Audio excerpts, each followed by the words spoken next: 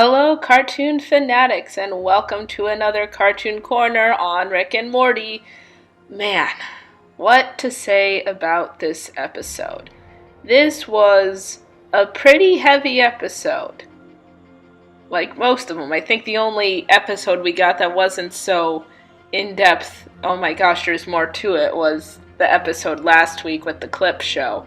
So, I'm trying to figure out if I should start with the A plot or the B plot. I'll start with them both and then go to the B plot first, because that one's the more humorous one.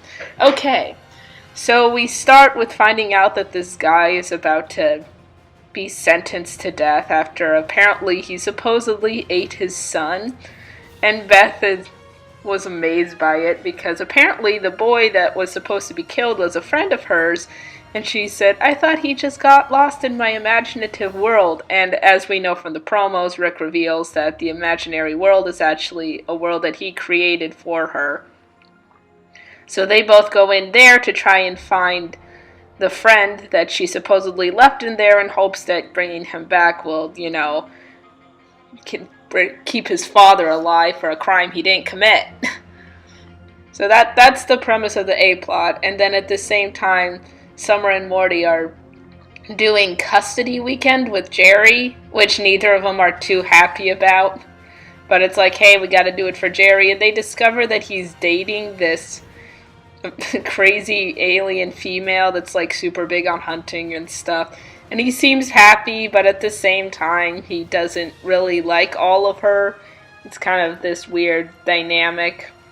And Summer and Morty insist, it's like, you've gotta break up with her.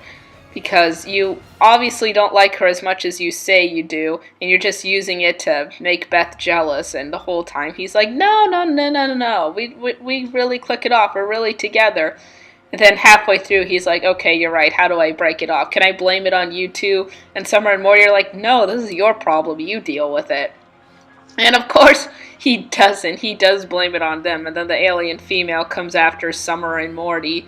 And the conclusion of the B plot is basically, it takes Jerry surrounded to admit the truth.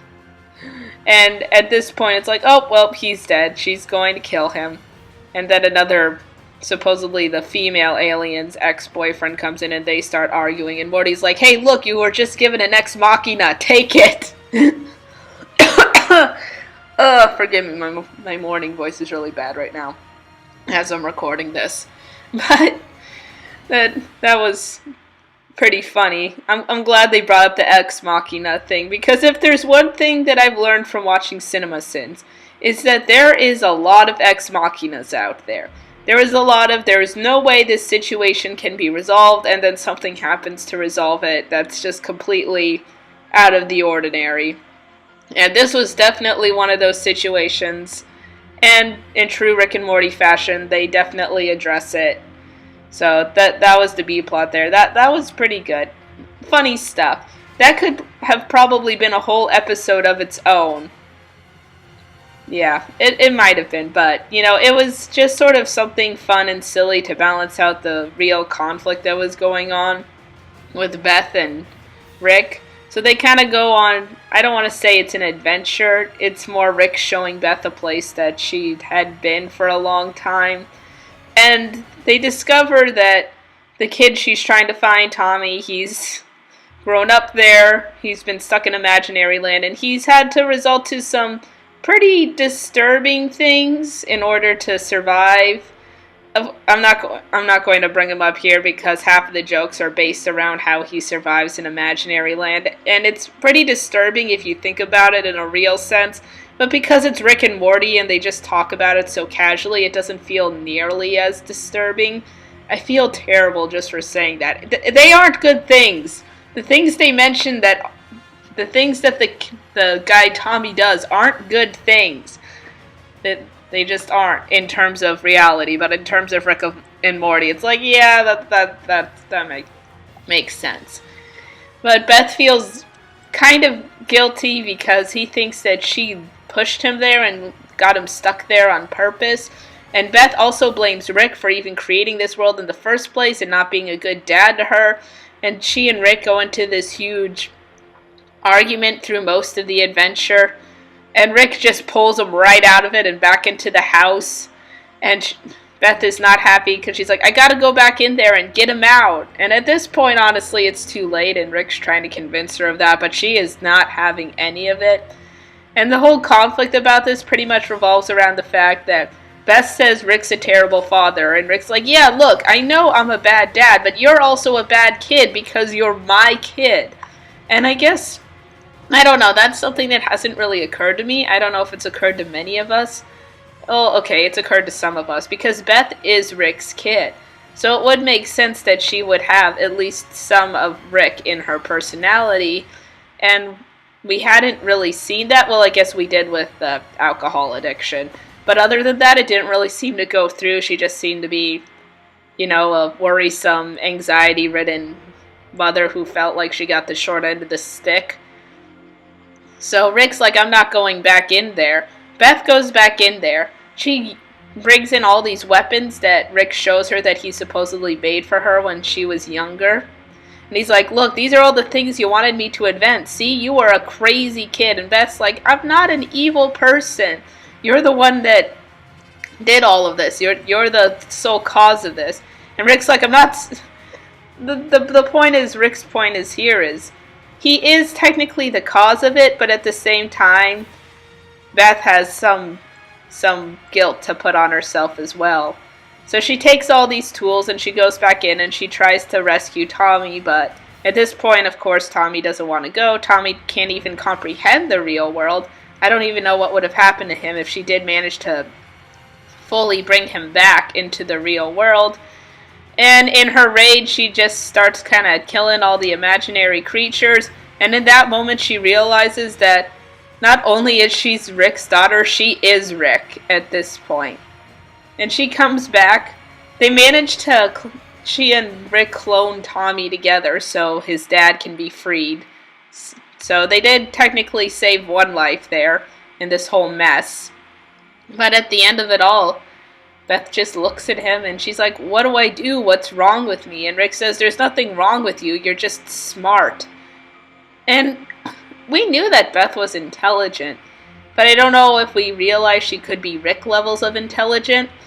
And it seems like she is, because now she's in the same situation Rick is, where they kind of understand that certain things in the universe are pointless, and Rick explains it as the universe munches on the ordinary, and since they're not ordinary, it makes regular life tough for them. And he gives her a way out, so to speak. He says, look, I can make a clone that'll do all the things you normally do here, and you can go out into the multiverse and let off some steam and enjoy yourself for once.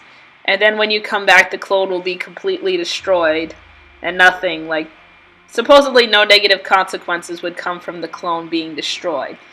And although we don't hear her direct answer, it seems like that she might have agreed to it.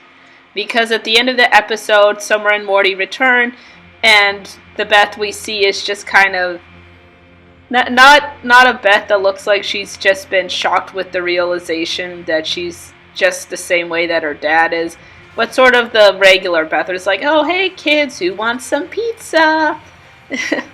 So just based on what we saw at the end, I'm assuming, and I think most of us are assuming, that means that Beth took the offer. There's now a clone in replace of actual Beth.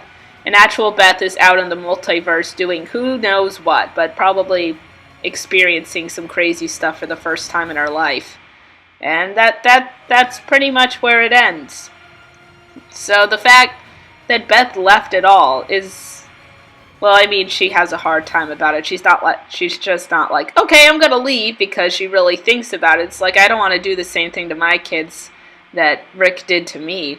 And she really does think long and hard about it. So it was good that we saw that in her character, and she wasn't just like, yeah, okay, I'll split. And at this point, Summer and Morty have been on so many adventures themselves that I don't think they'd be too surprised if they discovered that there was a clone living with them. At least I don't think they'd be too freaked by that. At this point, the family's pretty messed up. But here's another thought. None of this would have happened, this interaction between Beth and Rick, if Jerry was still there. Think about that. If Jerry was still in the household, he would have definitely put his foot down. So all of this in a way, all of this kind of starts with the fact that Jerry's not there to sort of balance out all the Rick shenanigans with his own terrible mindset. Granted, his mindset is awful, but, you know, it was something that countered the Rick mindset. But now that he's gone, it's pretty much the Rick mindset's just spread throughout the whole house. And now Beth's gone, and there's a Beth clone, so she can take care of the kids and do what she normally does. But at the same time, what could that clone do if something serious were to really happen? See, it does seem sad that Beth left for a while just to be able to do her own thing. But at the same time, we got to look at it as the house has a vulnerability now. They're one Smith or one Sanchez less now. And I just can't help but wonder if we're starting to see little bits and pieces that will accumulate into the finale, because this was, what episode was this? Episode 9? And there's only 13 episodes, if I'm remembering correctly, so we're getting close to the end here. And after the reveal of Evil Morty, I can't help but look at every episode after that and wonder, is there some part of this that is going to set up what Evil Morty is going to do to our Rick and Morty? That just something to chew on there. Because now we have Beth, the real Beth is off doing her own thing, and we got a clone Beth. So real Beth isn't in the house anymore. Jerry's kind of off doing his own pathetic thing. So technically both parents are gone, and it's just Rick, Morty, and Summer. And who knows, maybe by the time the season finale hits, it's just going to end up being Morty in the house all by himself. And maybe that's where like things will break down or something. Now that this is just random speculation at this point, and I've probably talked long enough about random theories and whatnot. But yeah, this was a good episode. Like I said, it's interesting to think of where all of these scenarios are exactly leading up to, because I do get the sense that they're going to lead up to something in the finale, and it's just a question of exactly what. And it's going to be super fun to see how all those pieces get put together. I like watching puzzles be put together. I especially like it when those puzzles result in burning the fandom. I got this thing about burning fandoms. I might want to look my soul into that or something. But for now, that'll be it for this episode. So if you liked it, go ahead and put a thumbs up and press that like button. And don't forget to comment and subscribe as well. And I will see you for the next Rick and Morty.